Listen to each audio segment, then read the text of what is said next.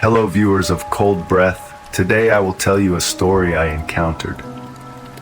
If you find this story interesting, please like the video and subscribe to the channel so that I have the motivation to tell you more interesting stories. Every other person at this party sees and hears a man named Lucas, but I don't. You might be shouting, "They're just pranking you, dude." That was what I thought when I first arrived. 1 hour later, I'm boxed in an ensuite with nothing at my disposal but weak phone reception and weaker ideas. I'll make this post brief, as I very much doubt I have a lot of time before the bathroom door parts with the frame. Before the formless man makes his way in here, I've already seen him do things that defy explanation. I'm praying that one of you knows how to save me. Please. "Aston," Jack joyously announced, greeting me at the door with open arms. He was the only person I knew at the party, but most of the faces in that common room were familiar. I joined a tightly packed cluster of students by the kitchen counter. A circle of 10 people, once Jack and I had joined the group. 10 people to my eyes anyway. I know that because I counted each of us again, and again. I wanted to ensure that I hadn't lost my mind after Jack introduced an invisible 11th person wedged between Alexandra and Tegan. "And that's Lucas," he said. Still, after 20 or 30 minutes of conversation, I'd forgotten about my friend's gesture towards the empty spot, dismissed it as an odd moment.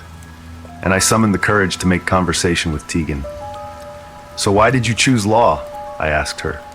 Tegan smiled. "Overbearing parents.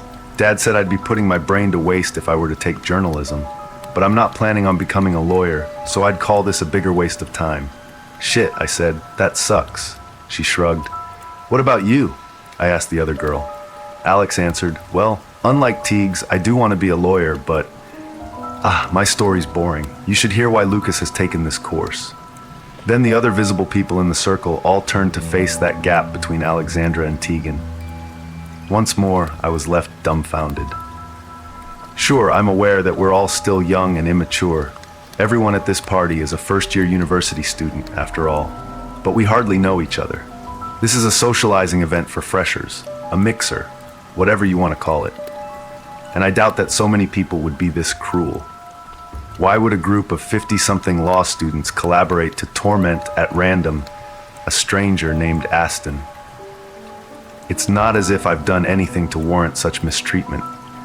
We've only been studying here for a little over a month, and I've been sitting quietly in lectures. Those were the thoughts coursing through my mind in a simultaneous jumble as the other visible folk listened to a silent story. Listened and laughed as an unseen person told them something. Something that they all heard, but I did not. "He cracks me up," Jack whispered to me as members of the group had a one-way conversation with air. I nodded my head slowly, unsure as to what I should say. I must have turned a ghostly shade because my friend frowned at me. But as he walked towards me, the man's form remained unseen. His voice remained unheard, and I saw only the dozens of partygoers standing in the common room behind him, tightly huddled together, no longer watching Lucas's invisible film on the white wall. Their heads were turned to the right, were turned towards me. I dashed upstairs.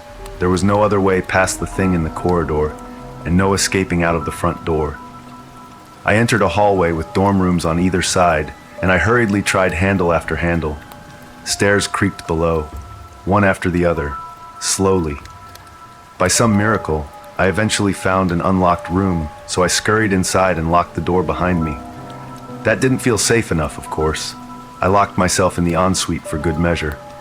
I don't know what Lucas asked. Don't know what Lucas might be. All I know is that he's still out there, either searching or waiting, and I need help before he finds me. I think death would be more merciful than hearing Lucas's question, than seeing his face. "What's happening now?" I whispered. "Just watch the film," Jack quietly replied with a heavy whisper. But there was no film, only that empty wall which had transfixed every person in the common room. Chest thumping, I noted that Alexandra, a few rows ahead, was facing the wrong way and twitching vigorously. Her nostrils bled, but that wasn't why I moaned in terror. It was the gunk oozing from her eye sockets. Not blood, but lumpy waves of pinkish gray wrapping around her eyeballs and spilling down her cheeks, as if Alexandra's very brain were itching to escape from her skull. It's not that, I lied to myself, mouth half open in some state of paralysis.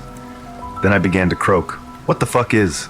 A hand slapped against my lips, clamping them tightly together, and I turned to find Jack silencing me, though he still looked at the wall ahead. Still sobbed and sniffled with joy as he and dozens of others watched an imaginary film at the front of the room. I released a muffled gasp as I noted the trickles of gray spilling from his own orifices. "Lucas wants quiet," Jack whispered.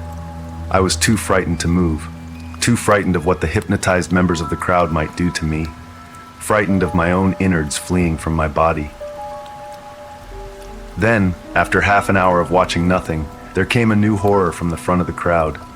Directly ahead of me, in the front row of the audience, two side-by-side students crumpled to the ground, their bones shattered, bodies imploded, the sounds of crunching and splashing. I don't know how else to describe whatever the fuck I saw. A specter scrunched their very skeletons inwards like balls of paper, and then the same happened to two audience members in the second row. The third followed. Something was flattening bodies to create a path, parting the crowd and forming a direct line towards me. "He asked you a question," Jack groaned. My friend had finally turned to face me. I ran towards the building's still ajar front door. Ran as fast as my legs would carry me, but it was no use.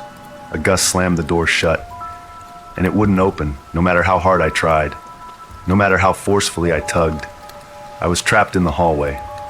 When the crunch of compressing carpet sounded behind me, I stopped rattling the door handle, stopped and turned to see recesses forming in the carpet, the shapes of loafers or misshapen feet. These were the only physical indicators I had seen of Lucas's existence, other than the trail of crumpled corpses and the supernatural door slam. "You all right, man?" he asked. "You're usually a bit cheerier than this. Too much pre-drinking before we arrived?" I cleared my throat, speaking quietly whilst the others communed with a ghost. "I don't understand this Lucas thing. Is it a game?" Jack raised an eyebrow. "What do you mean? Fucking hell, Aston. You really are wasted. Maybe have a glass of water or something, pal." Then all eyes in the circle turned to me. There followed an awkward pause, and Tegan started to match Jack's frown. "You okay, Aston?" she asked. I nodded. "Yeah, just tired." Tegan nodded, then she and a few others turned back to the Lucas-shaped hole, the missing link in the chain. A couple of seconds later, those heads had returned to face me as if waiting for my response. Several members of the circle were scowling at me. "Why are you ignoring him?" a student named Colin asked. "Lucas asked you a question, Aston." I tugged at my shirt, feeling my perspiring neck start to redden. The fabric was coarse, but fear was the thing that had slithered under my collar, irritated my skin. This wasn't social anxiety. There was something entirely wrong about the room's atmosphere. I'd felt that way before Jack even introduced me to Lucas. Felt off. Even the dozens of people who weren't standing in the kitchen, weren't making conversation with Lucas, seemed to converse and chortle with an erratic, unstable energy. I caught snippets of conversations that I shouldn't have been able to hear, but every voice in the common room was unbearably loud, and a key word kept spilling out of mouths from all corners of the party. Shrine. Jack was right. I'm often an extroverted, sociable chap, but not tonight. Since showing up at this place, I've felt only the primal urge to run. "Listen, guys," I eventually said whilst backing out of the circle. "I just need some air."